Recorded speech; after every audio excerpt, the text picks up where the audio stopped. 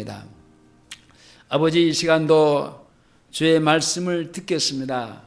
주의 보혈의 피로 우리의 허물과 죄들을 다 십자가의 피로 씻기시고 깨끗하게 하셔서 정결한 심령으로 주님이 주시는 말씀을 받게 하셔서 그 말씀대로 우리가 준행하고 살아갈 수 있는 은혜를 주셔서 하나님의 나라가 우리의 삶 속에서 내 영역에서 생활 속에서 하나님 나라를 점점 확장시켜 나갈 수 있는 은혜를 부어 주시옵소서. 이 시간도 우리와 함께 하지 못한 식구들 어디에 어떤 형편이 있든지 주의 사랑과 주의 은혜 아래 살 수 있도록 은혜 부어 주시옵소서. 예수님의 이름으로 기도하옵나이다. 아멘. 따라서 하시겠습니다. 최고의 기적. 최고의 기적. 제가 80년도에 그 나주 영산포 쪽에 가야제일교회에서 있을 때인데, 그때 어떤 소문이 있었느냐 하면은 그 영산포 천주교회 그 마리아상에서 이렇게 마리아상 눈에서 눈물이 이렇게 나온다, 그런 말이 있었습니다. 자, 우리로 말하면은 그 우상인데 사람의 손으로 돌을 가지고 그 조각에서 만들어서 세우는 하나의 그 형상인데, 우리는 그것은 우상이라고 그렇습니다.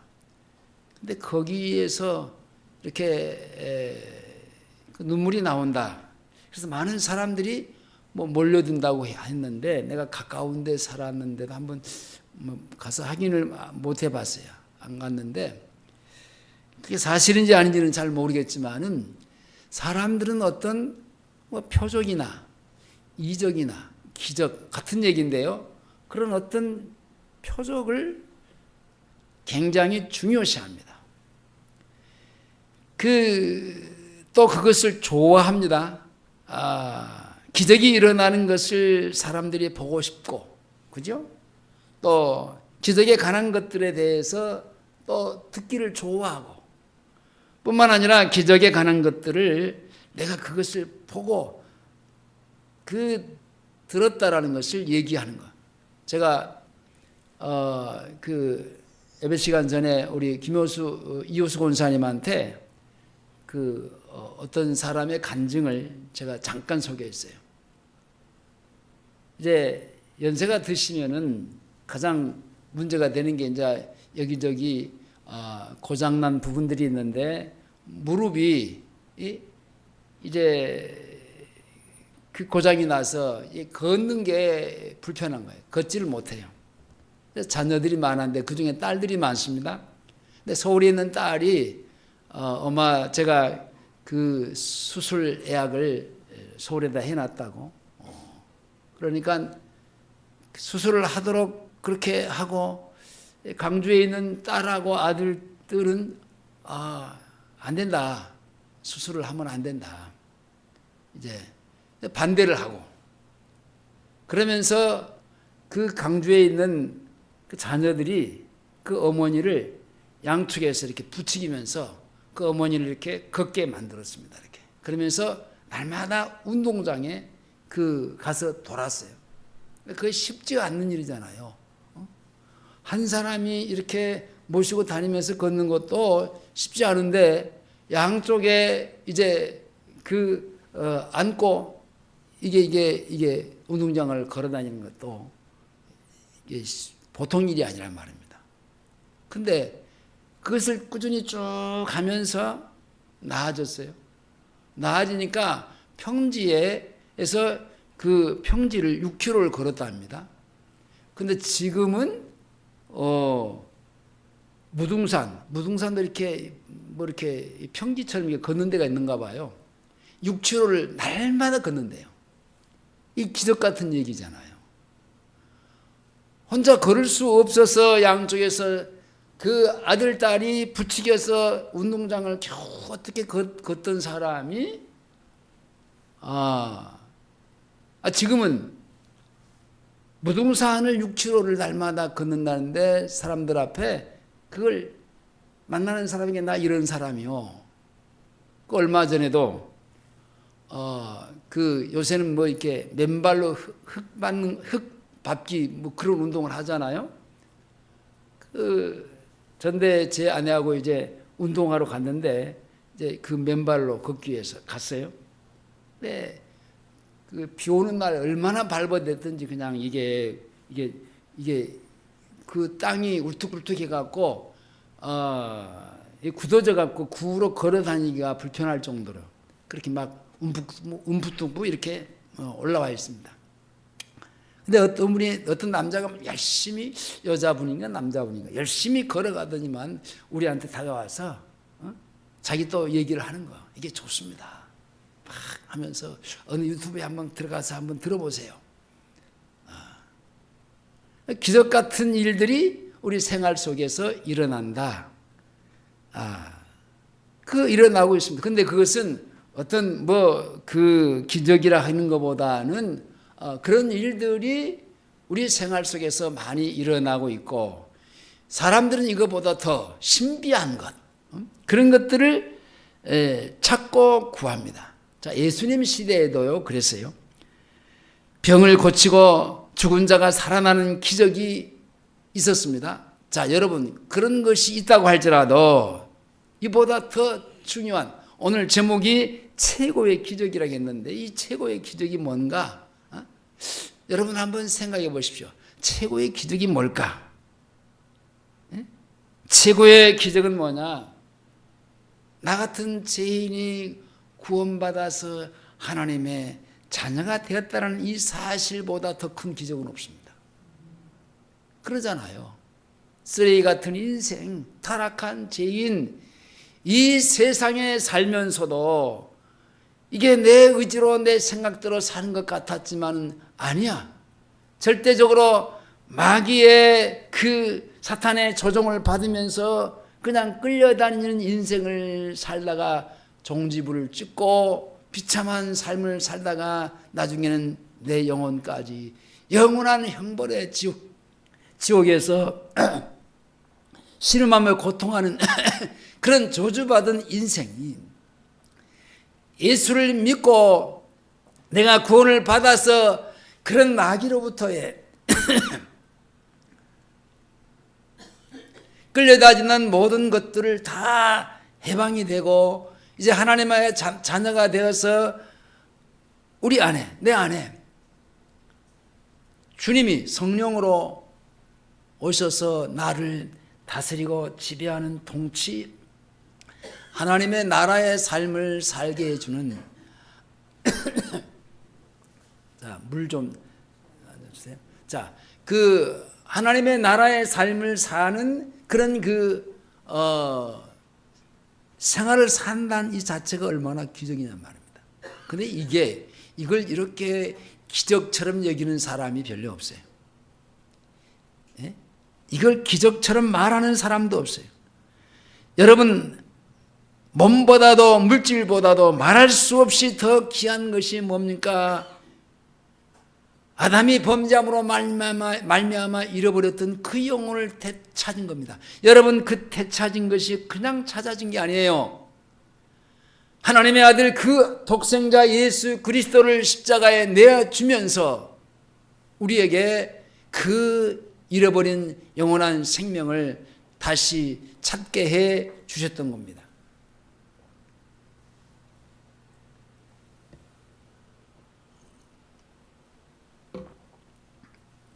영생을 얻은 것, 곧 사망에서 생명으로 옮김을 받은 것이 바로 이것이 기적이요. 이 기적 중에서 참 기적이란 말입니다. 근데 이걸 사람들이 귀하게 여기고 이것이 기적이고 이것이 놀라운 일이라는 사실을 그렇게 중히 여기지 않아요. 사실로 여기지 않아요, 잘. 한 영혼이 여러분 구원을 받으면 여러분 몸도 마음도 고쳐지고 인격도 중요한 것은 고쳐져서 쓰레기처럼 망나니처럼 사는 인간이 하나님의 말씀을 따라서 사는 그런 하나님의 사람이 된다는 것, 이게 진짜 기적이라니까요. 육신의 병이 낫는 것보다도 인격이 고침을 받는 것이 더 중요하고 가정과 인간 관계가 고침받는 것이 더 중요한 일인데, 그와 같은 변화는 영원히 구원을 받지 않으면 절대로 그런 일들이 일어날 수가 없습니다. 일어난다고 해도 그것은 잠깐이에요. 그러므로 한 영혼이 구원을 받은 것이 최고의 기적이고 참된 표적입니다.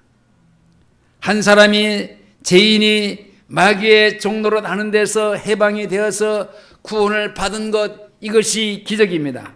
이전에는 이제 죄의 종이었으나 이제는 죄로부터의 해방이 되어서 고칠 수 없는 인격이 예수를 믿고 예수님을 따름으로 주님의 형상을 닮는 사람으로 고침받은 것, 이게 기적이란 말입니다. 고쳐질 수 없는 생활이 조금씩 고쳐지고, 고침받을 수 없는 우리의 가정이 조금씩 고쳐지는 것, 이게 기적이란 말입니다. 기적, 표적 같은 말입니다. 이적. 하나님은 이런 표적을 행하실 때요,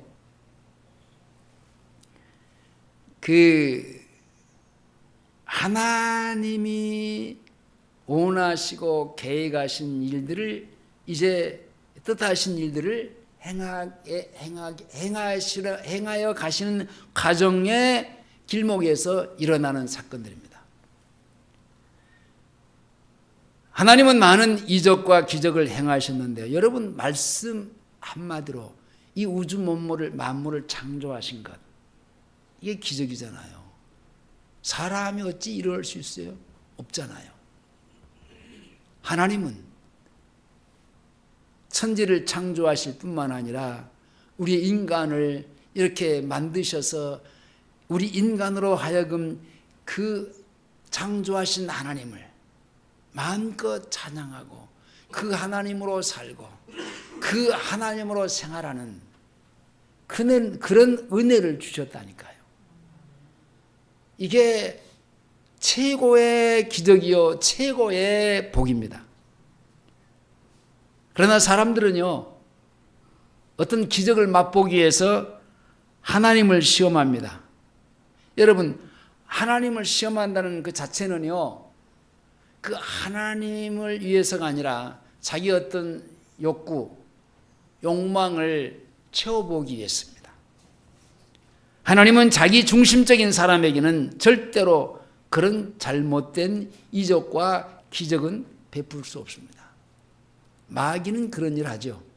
사탄은 나를 유인해서 끌고 다니면서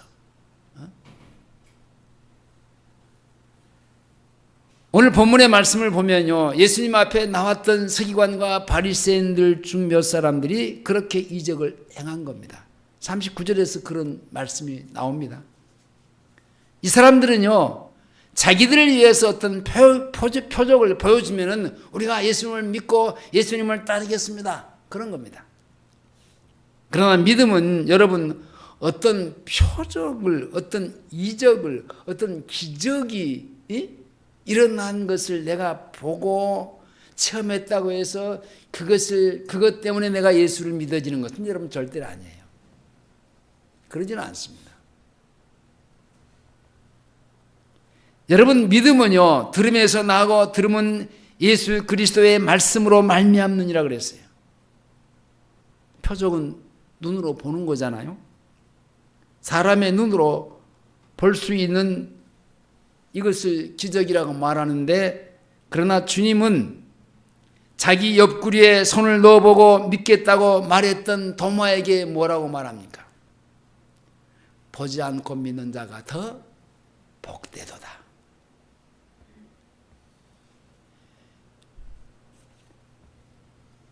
요한복음 20장 29절에 예수께서 가라사대 너는 나를 본고로 믿느냐? 보지 못하고 믿는 자가 복되도다. 그러나 때로는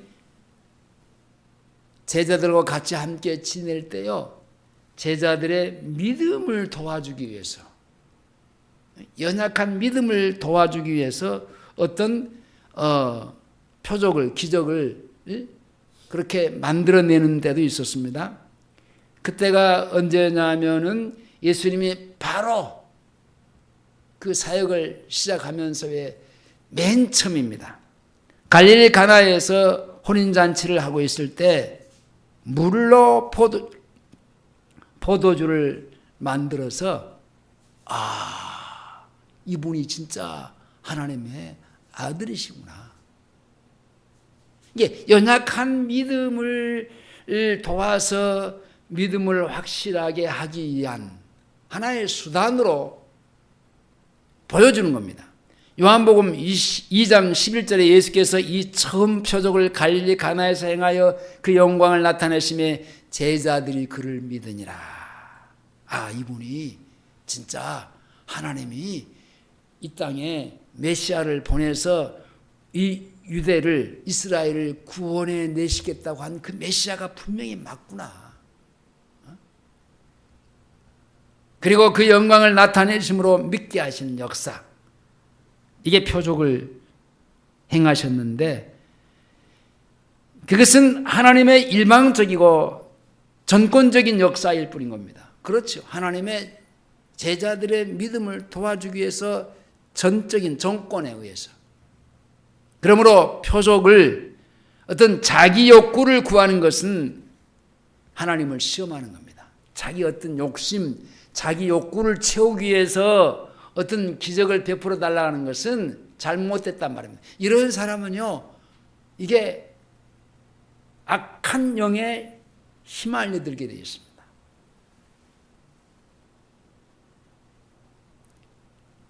어떤 사람은 머리가 잘 돌아가요.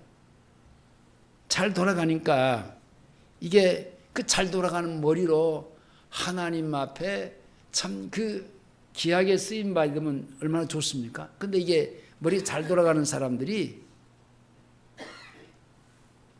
마귀에게 속아서, 마귀에게 이게 많이 속습니다. 이 마귀는요, 내가 뭘 좋아하는지를 잘 알아요. 사람은 뭘 좋아합니까? 돈 좋아해. 물질을 좋아해. 어떻게 하면 돈을 잘 벌 수 있을까? 어떻게 하면 힘들지 않고 쉽게 또 돈을 벌어볼 수 있을까? 많이 벌어볼 수 있을까? 그래서 젊은 국회의원이 뭐 하다가 뭐 이번에 아주 난리법석이 일어났지요. 그게 뭡니까? 이게 마귀한테 속는 겁니다. 하나님의 말씀은 땀을 흘려서 먹고 살라고 그랬어요. 머리만 돌려가지고 그렇게 계산을 갖고 네가 부자가 되어라 그러지 않았어요. 그게 머리 좋은 사람들이 그런 식으로 그렇게 예수 믿는 사람들도요, 이게 말씀에 잘 이제 인격이 고쳐지고 조절이 되어 있는 사람들은 그런 것에 휘말리지 않는데, 말씀이 없이 이런 기적이나 바라고 이런 이적이나 바라고 이제 그런 것들을 이제 그 바라는 잘못된 비신앙적인 인격을 가진 사람들은요, 이렇게 휘말립니다. 그래서 옆에서 사람들이 볼 때는 저 사람은 큰 집에서 멋지게 살구나. 또 이것저것도 있고 사업장도 있고. 근데 알고 내막을 들어가서 보면요, 그렇지 않아요. 엉망진창이야.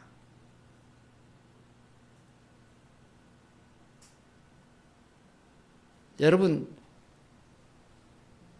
이게 단칸방에 살아도 주님 모시고 살면은 행복해요. 근데 큰 집에서 이제 늘어놓고 이것저것 막 해제끼면서 사는 그 자체는요, 사람들이 보기에는 좋을지 모르지만은 안에 들어가서 보면은요, 그렇지 못하는 겁니다. 마귀가 그걸 우리에게 노리고 있는 겁니다. 조심해야 돼요. 사람들이 어떤 기적을 행할 때 자기 욕심, 그러니까 하나님을 구경거리로 삼는, 다시 말하면 이용을 해먹는 이 신앙생활도요, 여러분 정말 주님이 나 같은 죄인을 사랑해 주신 그 십자가의 구속의 은혜의 그 사랑 때문에 내가 주님을 사랑하는 마음이 가야 되는데, 여러분 다윗을 우리가 봤어요. 솔로몬도 봤어요. 어마어마한 하나님 앞에 그 소를 잡고 양을 잡아서 제사를 드리는데요, 그게 소를 잡고 양을 잡는 그 숫자가 중요한 게 아니에요. 그게 하나님을 향한 솔로몬의 마음이었고 다윗의 마음이었다니까요.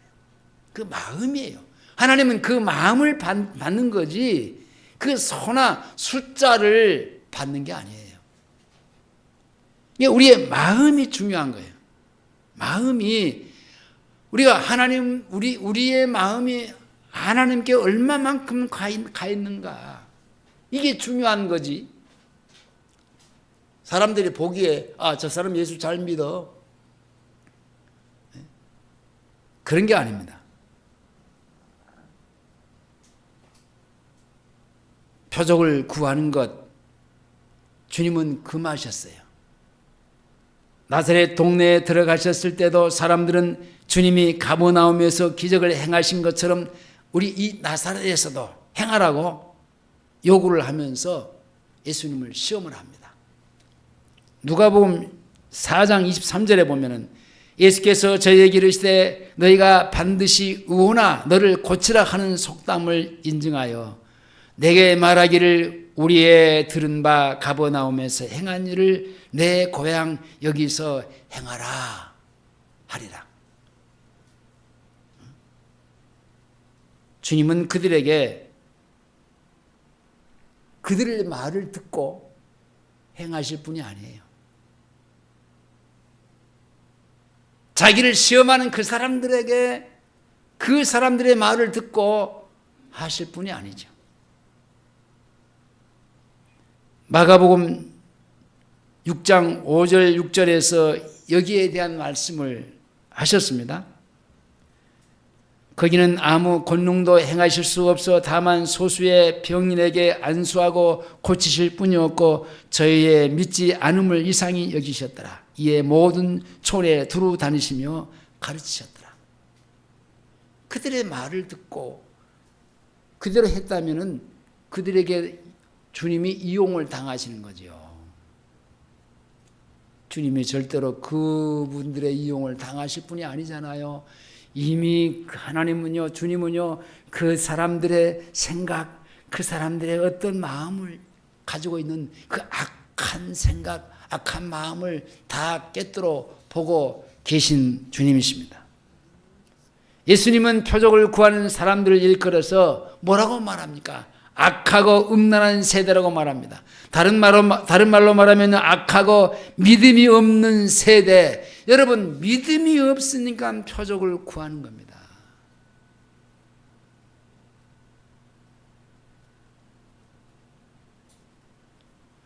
하나님이 주시는 표적은 우리의 믿음을 도우시기 위해서 하나님의 필요에 따라서 하나님 때에 하나님이 주시는 정권적인 역사입니다. 사람이 요구한다고 사람의 말을 듣고 행하시는 분이 아니에요. 하나님과의 그 함께 사는 생활 속에서 친해지고 그분과의 교통이 되고 그러면요 자기 욕심을 구하지 않지요. 하나님이 지금 뭘 원하시는가? 그것을 찾고 구하는 거지요. 여러분, 하나님의 영역과 권한을 침범하는 것은 또 하나의 죄성입니다. 자기 욕구를 위해서, 욕망을 위해서 뭘 달라고 하는 것은 잘못된 겁니다. 그러므로 주님은 그들을 악하다고 표현합니다. 음란한 세대라고 말씀합니다. 하나님의 자리에 올라가서 하나님을 주장하는 것은 악한 세대입니다. 믿음이 없는 세대에 음란하고 그 악한 세대라고 말씀합니다. 그래서 원한다고 주시는 것이 아니라고 말씀합니다. 요구한다고 주시는 것이 아니라고 하신 하나님입니다. 로마서 9장 15절에 보면 모세에게 이르시되 내가 긍휼히 여길 자를 긍휼히 여기며 불쌍히 여길 자를 불쌍히 여기리라 하셨으니 그런즉 원하는 자로 말미암도 아니요 다른 박질하는 자도 말미암도 아니요 오직 긍휼히 여기시는 하나님으로 말미암았느니라. 그러니까 우리가 하나님의 긍휼하심을 구해야 돼요. 하나님의 불쌍히 여김을 받는 자가 된다면은 내가 하나님의 자녀로서의 하나님의 도구로서의 쓰여질 수 있는 사람이기에 제가 항상 주님의 긍휼하심을 받기를 구하는 사람이 되어야 되는 겁니다. 오늘 본문의 서기관과 바리새인들처럼 기적을 잘못 구한 사람들 가운데요, 그 대표적인 인물 하나가 있습니다. 이게 본문을 접어두고요, 사도행전으로 한번 가보겠습니다. 사도행전 8장입니다. 이 사마리아 성에 시몬이라고 하는 사람이 있는데요, 8장 9절에서 좀 깁니다. 24절까지인데 천천히 뜻을 생각해 가면서 8장 9절에서 24절까지입니다. 천천히 뜻을 어떤 내용인가를 한번 생각해 가시면서 시작.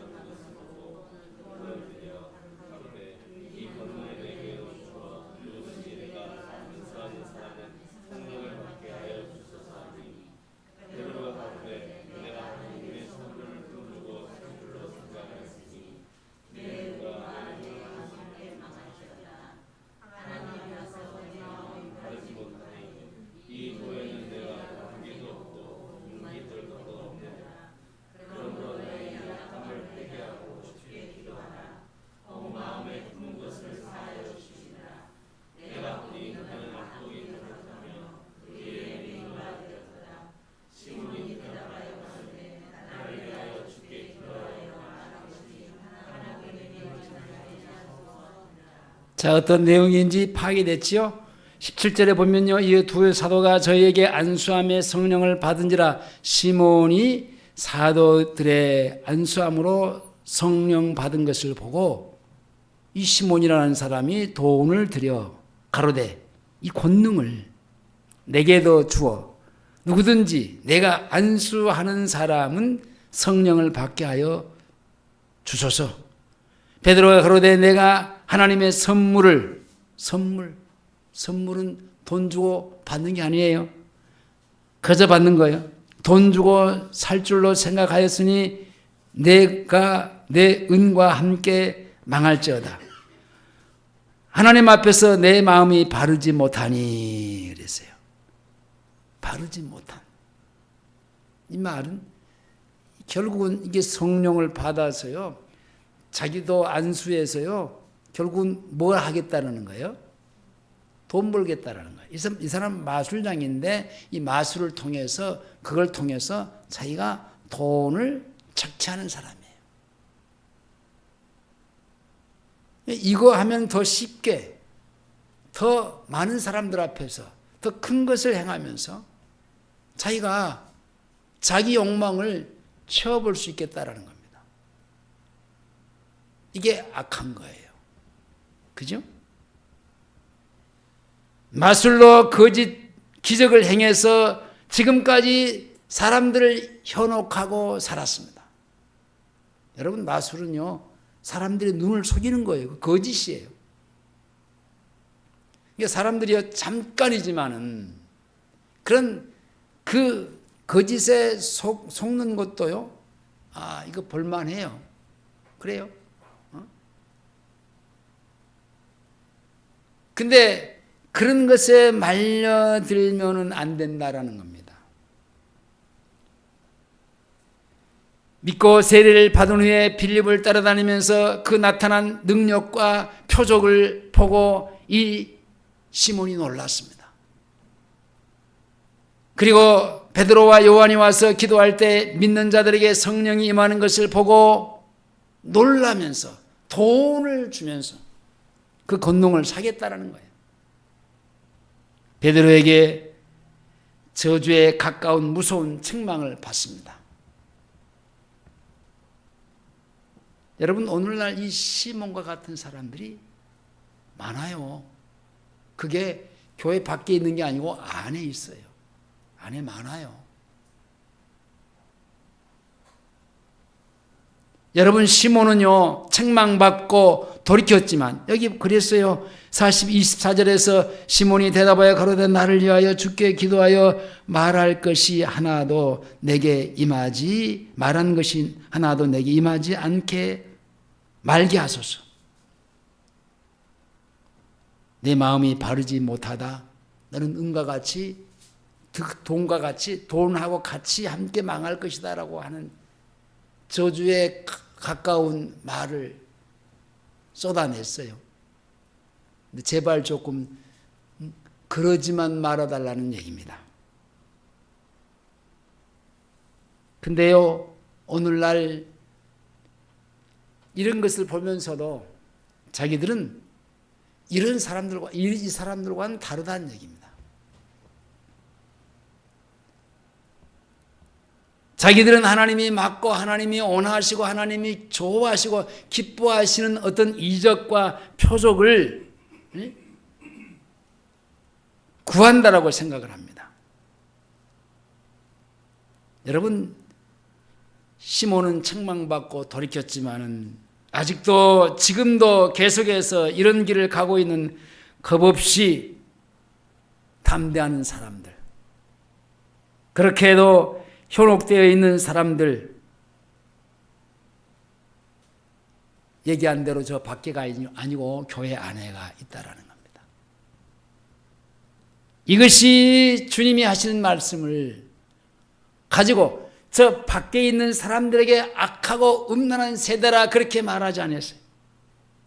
오늘 본문 39절, 40절 다 같이 보겠습니다. 자, 본문으로 돌아가서요. 30절, 40절 다 같이 시작.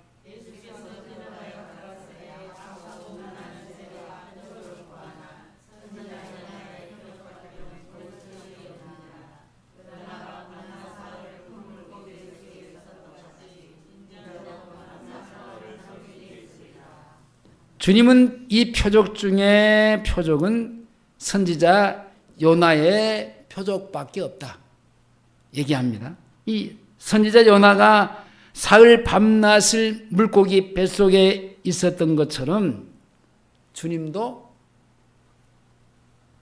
사흘 밤낮 어디에 있었어요? 땅 속에 묻혀 있다가 사흘 만에 다시 부활하신 사건입니다. 요나가 물고기 뱃속에 들어가기 전에는 불순종해서 하나님의 선지자이면서도 다른 사람이 아니에요. 선지자예요. 반항하고 불순종하고, 아니 저들이 망해야지, 우리를 괴롭힌 민족인데 가라고 하니까 싫어요. 도망간 사람이잖아요. 그렇게 불순종이 체질이 되었던 사람이었습니다. 그러나 물고기 뱃속에서 나와서 하나님의 말씀에 순종하는 사람이 되어 어떻게 보면 할 수 없이 이제 더 이상 거스릴 수 없으니까, 거역할 수 없으니까 뭔가 조금은 달라졌겠지요. 변한 것이 있었겠지요. 같잖아요. 죄인은 하나님의 말씀에 불순종하는 겁니다. 자기 마음대로 자기가 하고 싶은 대로 살기 때문에 하나님 앞에 굴복이 잘 안 돼요. 여러분, 우리가 예수를 믿지만은 100% 우리가 하나님의 지배와 그 통치 속에서 사는 것보다 나도 조금 내 마음대로 하고 싶은 것들이 있잖아요. 근데 그것까지도 내가 다 포기하고 100% 하나님의 다스림과 통치 속에서 살기를 하나님은 원하십니다. 그래서 우리의 모든 죄를 다 십자가에 대속해 주시고 우리 안에 하나님의 나라, 그 나라를 이루어 주신 겁니다. 구원받은 의인은 하나님의 말씀에 순종하는 것입니다. 예수 그리스도가 사흘 밤낮 땅속에 있는 것처럼 그 사건은요, 바로 다른 얘기를 얘기하는 게 아니에요. 우리의 죄에 대해서 죽음과 우리를 다시 의롭다 하시기 위해서 부활하신 사건이에요. 이게 주님이 요나의 표적밖에 없다라고 하는 말은 이 주님의 가장 큰 표적, 죽으심과 다시 부활하신 사건, 이 얘기를 하고 싶어서 요나를 거기 뱃속에 사흘 동안 둔 겁니다. 주님은 죄인을 위해서 죽으시고 죄인을 구원하시기 위해서 대신 십자가에서 우리의 죄값을 지불하고 죽임을 당하고 다시 사흘 만에 살아나십니다. 죄와 사망에 쏘는 바 모든 그 사망을 다 청산하시고 다시 부활하셔서 승리하셔서 우리 안에 이루신 천국.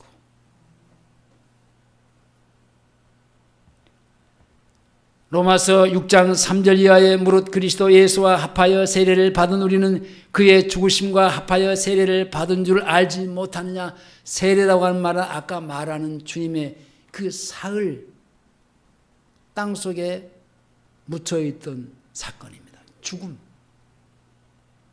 그러므로 우리가 그의 죽으심과 합하여 세례를 받음으로 그와 함께 장사되었나니 이는 아버지의 영광으로 말미암아 그리스도를 죽은 자 가운데서 다시 살리심과 같이 우리로 또한 새 생명 가운데서 행하게 하려 하심이라. 오늘 나눠드린 요절을 같이 함께 보시겠습니다. 갈라디아서 2장 20절입니다. 다 같이 큰 소리로 시작.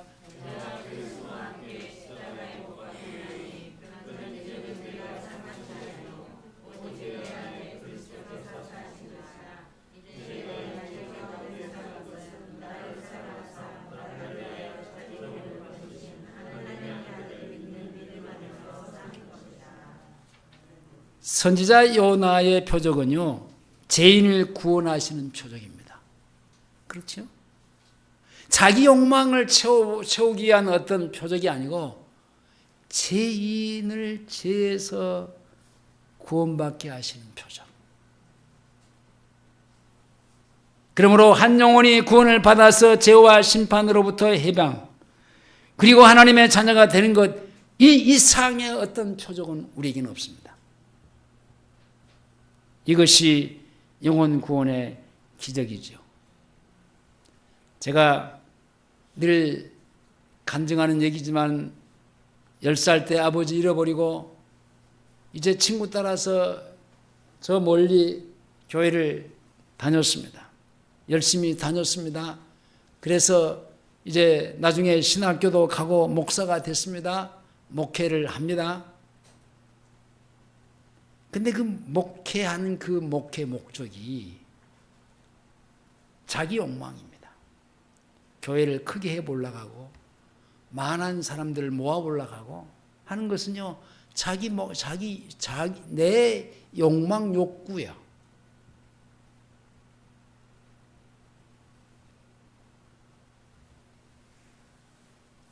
그게 내가 고침받지 못하고 변화받지 못하고 거듭나지 못한 상태에서 이 몸뚱아리만 가지고 할 수 있는 게 그것밖에 없는 겁니다.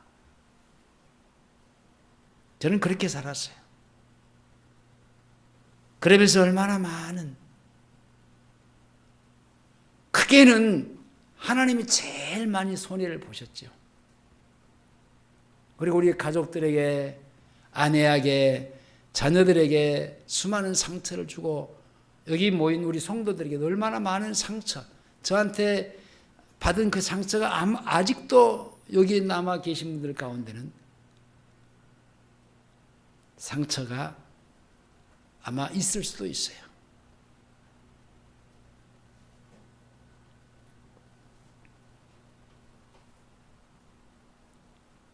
무릉동에서 예배당을 짓고 그 터없는 여러 가지의 어려움을 당하면서요, 더 이상 내가 할 수 있는 게 아무것도 없었어요. 이 강단에서 제가 사실 판넬 깔아놓고요, 이게 밥 먹고 화장실 가고 뭐 그런 것 외에는 여기서 제가 24시간 살았어요. 그래서 성경 보다가 기도하다가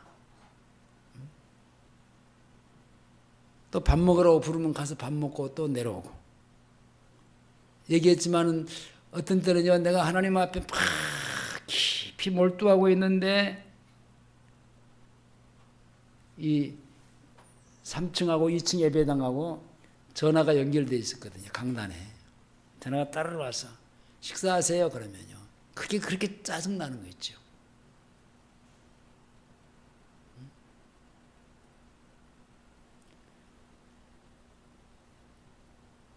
그때 정신없이 저는요, 말씀을 봤어요.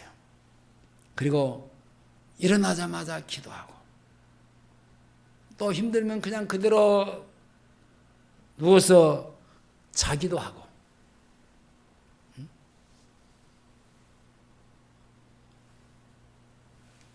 그러면서 지난날 내가 잘못 살았던 것들을 하나님이 다 조금씩 또 전도하면서 나를 고치고 만들어 가셨어요.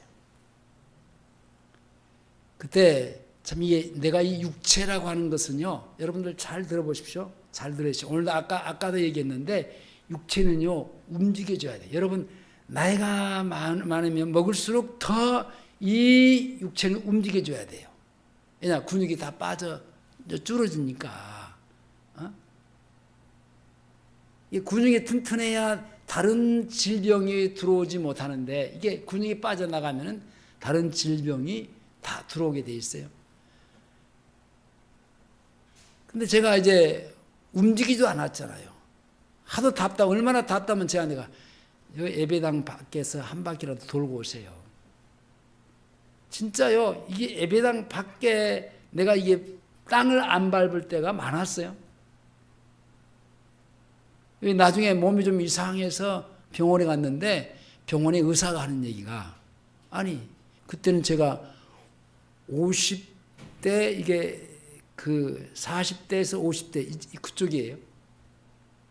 아니 젊은 분이 이렇게 뭐 7, 80 80대의 몸을 갖고 왔어요. 그러는 거예요. 깜짝 제가 놀랐어요. 왜요? 모든 근육도 그리고 이게 기능 자체가 이게 활발하게 이게 움직이지를 못한다는 거예요. 그리고 뼈는요, 완전히 70대 80대 할아버지 보석보석하게 그렇게 되어 있고, 이게 뭐 그때 이렇게 수치를 보여주는데 잘 모르겠어요. 지금 이렇게 되어 있다고, 이렇게. 이게 넘어지면 대형 사고입니다. 그러니까 지금부터 하실 것은 다른 거 없어요. 열심히 부지런히 우유 먹고, 멸치 먹고, 그리고 운동장을 서서히 달리지 말고 도세요. 운동장을 도세요. 제가 아침마다 가서 우리 딸 학교 가는데 실어다 주고 교대 운동장을 돌았어요. 근데 그때 가서 보니까요, 참 열심히 사는 분들 내가 봤는데요. 이게 이제 애들이 초등학생들이에요. 남매예요. 엄마, 아빠. 이 네 사람이요. 이게 그 교대 운동장이 굉장히 큽니다. 넓은 그 운동장을요, 아침 일어나 10바퀴를 똑같은 그 속도로 같이 도는 거예요. 그리고 출근하고 밥 먹고 다 자기 자리로 가요. 야, 내가 그걸 보고요. 야, 대단한 사람들이다. 그래서 나는 한쪽에서 서서히 이렇게 걸어 다니죠. 이렇게 걸어 이렇게. 하다가 또 힘들면 또 앉아있고 쉬었다가. 근데 또 한쪽에 가서 보면요. 60, 70대 할아버지, 할머니들이요. 이게 막 배드민턴을 치는데 열심히 치시는 거예요. 그래서 그가 또 구경 한참 하다가. 근데 어떤 할아버지가요. 그 배드민턴을 치면서 끝나고 나오더니만 땀이 확 젖어 있는데 그분이 하시는 말이, 야, 보약 한 채 제대로 먹었다. 그러시는 거예요. 근데 제가 그 말을 이해를 못했어요. 아니, 할아버지 무슨 보약을 드셨다고 그래요? 그러니까. 아니, 이보다 더 큰 보약이 어딨냐.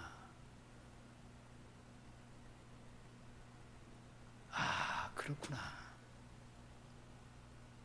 그때부터 내가 좀 이렇게 운동을 조금씩 하다가 배드민턴도 하고 시작을 하다가 또 우리 노예 목사님들이요. 축구를 시작했어요. 막 노예별로 이렇게 대항하고, 호남 지역의 노예들 대항하고. 그래서 거기 가서 같이 함께 이제 운동을 이제 그 후배들하고 이제 그냥 운동하기 위해서 재미로 가서 하는 거였죠. 제가 이렇게 발재간이 있거나 그러지는 않아요. 근데 언제 한번요, 봉고차를 몰고 해남에서 몇 개 팀이 모여서 이제 그 시합이 있었어요. 저도 이제 같이 갔지요. 근데 한 서너 게임을 다 뛰는데도 제가 한 게임도 못 들어갔어요. 왜냐하면 제가 이제 물론 그 책임자가 이제 이번에 누구 들어가고 전반전 누구 들어가고 후반전 누구 들어가고 그 다음 팀하고 또 누구 들어가고 이렇게 이제 하는데 나보다가 이제 들어가러 가는데 내가 들어갈 수 있는 상황이 못 되는 거야. 왜냐?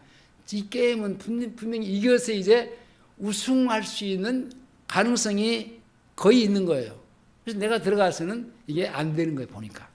그래서 내가 안 들어갔죠. 근데 그래서 우승을 하고 돌아오는 그 봉고차 안에서 두 사람이 막 화를 내면서 그 책임자한테 어떻게 그럴 수 있느냐. 응? 그렇게 우승이 중요하냐. 운동이 중요하지. 아니, 목사님이 이렇게 시간 내서 왔는데 그래도 한 30분이라도 뛰게 해야지. 두 젊은 목사들이, 그러니까 나보다 대부분의 10살, 20살 다 낫습니다. 막 얘기를 하는 거예요. 내가 낯이 뜨거울 정도로. 그때 내가 얘기를 했죠. 나는 보는 것으로만으로도 만족했다. 내가 딱 상황을 보니까 들어갈 수 있는 상황이 안 되더라. 예를 들어서 어떤 그 우승을 포기하는 그런 게임이었다고 하면 내가 들어갈 수도 있겠는데, 들어가라고 해도 나는 내가 안 들어갔다. 그래서 여기까지 왔는데 그래도 우승하고 가면 좋겠다. 우리 팀을 위해서. 그래서 내가 안 들어갔다. 그래도 그러죠. 막 이게 젊은 목사들이 막 그러는 거예요. 두 사람이. 이거 책임자가 할 말이 없는 거예요, 그냥. 그래서 내가 그 얘기를 했지요. 나는 보는 것으로도 만족했고, 오늘 이렇게 우승을 해야 되겠다고 하는 그런, 내가 이 감이 있어서 내가 포기했다. 그때 그 책임자가,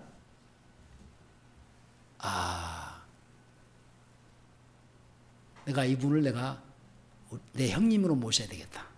그때부터 나한테 형님 그래요. 엊그저께 금요일 날 이제 후배들하고 밥을 먹기 위해서 점심 먹고 차를 마시는데 그 얘기를 하는 거예요. 내가 왜 형님이라고 한지 아요? 무엇 때문에 형님이라고 한지 아요? 내가 그때 형님의 그때 그 상황 속에서 나는 어떻게 할 수 없는 상황. 후배들은 막 열을 내갖고 어떻게 당신이 그렇게 할 수 있냐고 그렇게 해야 되는데, 나는 어떻게 할 수 없는데 거기다 내놓고 그 얘기 한마디를 해줄 때, 이분의 인격이, 나는 그때만 해도 그런 인격이 안 되는데, 내가 형님으로 모셔야 되겠다. 지금까지 형님하고 그래요. 제가 무슨 얘기 하려고 그러느냐. 그러니까 결국은요, 다른 게 없어요. 나를 고치고 변화받게 하고 이게 만들어 가시는 것은요, 하나님이 하시는데 뭘로? 말씀으로라니까. 하나님을 죽자사자 믿는다고 막 날랄라 따따따 해가면서 밤차라를 해도요, 이 말씀이 없으면요 아무 소용이 없어요. 와르르 무너지는 거예요. 말씀으로 균형, 말씀으로 딱 잡아야 돼, 이게.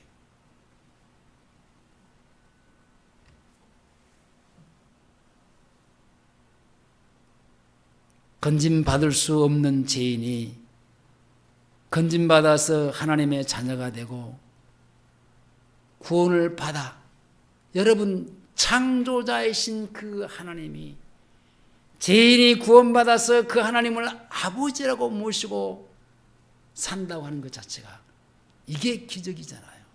이보다 더 큰 기적이 어디 있습니까? 말씀을 맺겠습니다.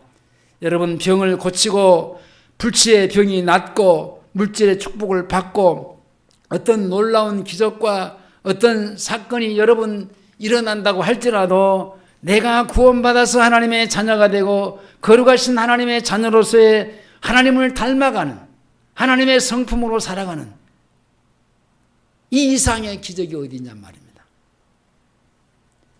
눈에 보이는 자기 중심적인 표적을 구하는 악하고 음란한 세대가 절대로 우리의 생활 속에서 되어지면 안 됩니다.